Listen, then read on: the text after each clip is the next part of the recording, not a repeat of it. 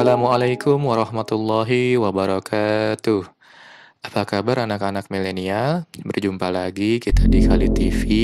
Kali ini kita akan membahas pembahasan soal IPA kelas 6. Karena pekan lalu kita sudah membahas materinya di video sebelumnya ya. Yuk kita saksikan pembahasannya. Oke, masih dalam suasana PJJ di rumah ya. Jangan lupa protokol kesehatannya tetap dijalankan ya. Jangan diabaikan untuk menjaga kesehatan kita semua. Kemudian ini yang pertama part 1 kita akan bahas ciri khusus pada tumbuhan. Nanti di video yang kedua part 2 kita akan bahas ciri khusus pada hewan. Oke, langsung saja kita mulai soal yang pertama. Ini menggunakan Google Form. Soal pertama, penyesuaian diri pada makhluk hidup agar dapat bertahan hidup disebut, ini jawabannya adalah adaptasi. Untuk yang lainnya nanti akan kita ketemukan lagi di soal berikutnya ya.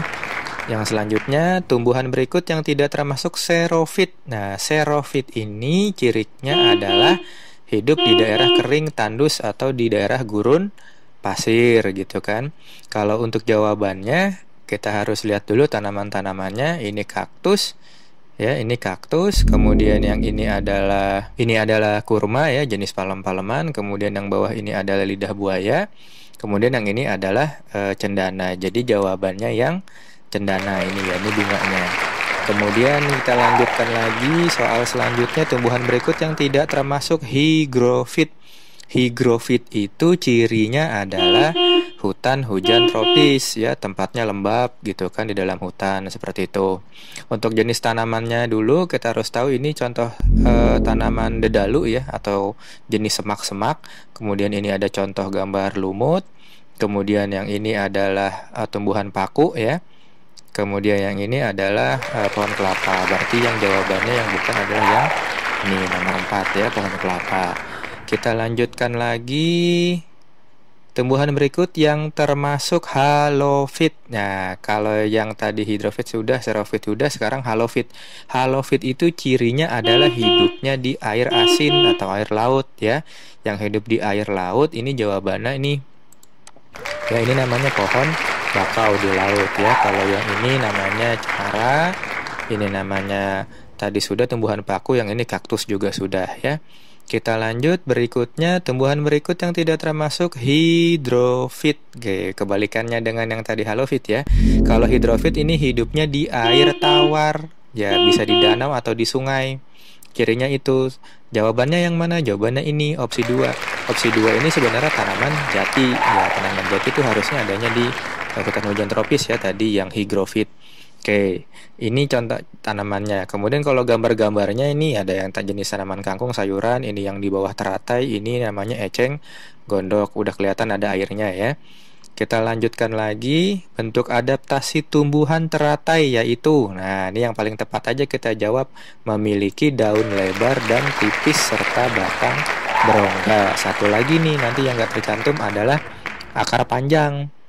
Ya, akarnya panjang sampai ke dasar, menancap. Ya, fungsinya supaya dia tidak hanyut atau tidak terbawa arus. Kemudian daunnya juga dilapisi lilin ya. Kalau yang batang menggembung itu bukan teratai tapi eceng gondok gitu ya. Nanti ada di soal berikutnya. Kita lanjut, batang yang tebal pada pohon kaktus berfungsi untuk menyimpan cadangan air. Ini jawabannya. Kaktus umumnya ada 3 cirinya ya. Selain daunnya berbentuk duri, nanti ada di soal berikutnya. Yang jarang ditanya biasanya akarnya. Akarnya panjang ke bawah untuk mencari air karena dia di gurun pasir. Kita lanjut. Pohon bambu dapat bertahan hidup walaupun cuaca panas dengan cara ini menggugurkan daunnya. Hampir sama dengan soal berikutnya nih yang di bawah. Pohon jati beradaptasi di musim kemarau dengan cara sama ya, menggugurkan daunnya untuk mengurangi penguapan. Ya, jangan terbalik, bukan mempercepat. Kalau mempercepat dia bisa mati pohonnya nanti ya. Kalau yang mempercepat penguapan biasanya yang hidup di air seperti teratai tadi. Ya, kemudian batang tebal menyimpan cadangan air ini kaktus. Ya, batang tebal untuk mengelabui pemangsa nggak ada ya. Kita lanjutkan lagi. Tumbuhan berikut yang termasuk insektivor atau pemakan serangga ya. Insektivor itu makan serangga. Yang bukan jawabannya adalah kantong semar ya, yang lain tumbuhan tanaman-tanaman bunga seperti biasa ya, bukan pemakan serangga. Kita lanjut. Nah, ini makanan yang diperlukan dari tanaman berikut adalah ini namanya Venus flytrap ya. Contoh lain dari tanaman insektivor. Apa aja sih contoh tanaman insektivor itu? Tadi yang pertama sudah ada kantung semar, kemudian ini yang digambar adalah Venus flytrap, nanti ada lagi bunga rafflesia, nanti ada lagi drosera yang paling umum itu ya, sering kita jumpai. Yang dibutuhkan oleh insektivor zatnya adalah nitrogen. Nah, ini jawabannya zat nitrogen. Kemudian kita lanjut, fungsi akar napas pada tumbuhan berikut. Nah, ini namanya tumbuhan bakau. Ya, yang dibilang akar napas tuh ini akarnya naik ke atas ya, akarnya naik ke atas atau di atas air, karena ini kan airnya air laut, dia hidupnya di pinggir laut ya, airnya asin. Ini akarnya naik ke atas, fungsinya untuk menghirup oksigen ya, karena hidupnya di air, di bawahnya dia nggak bisa menghirup, nggak bisa mencerna oksigen. Kita lanjut, gambar berikutnya adalah ini namanya tanaman putri malu. Tanaman putri malu ini mengatupkan daunnya untuk mengelabui pemangsa ya, bukan untuk mengurangi penguapan gitu. Jadi kenapa kok mengelabui pemangsa? Jadi kalau disentuh kan dia mengatup nih seperti layu, padahal hanya untuk mengelabui pemangsa aja supaya dia nggak dimakan. Nah, itu tujuannya ya. Selanjutnya, duri pada batang bunga mawar berfungsi untuk melindungi diri dari pemangsa supaya dia nggak dimakan ya. Jadi kalau dia mau makan ada durinya kan tajam ya, makanya nggak jadi dimakan itu bunga mawarnya.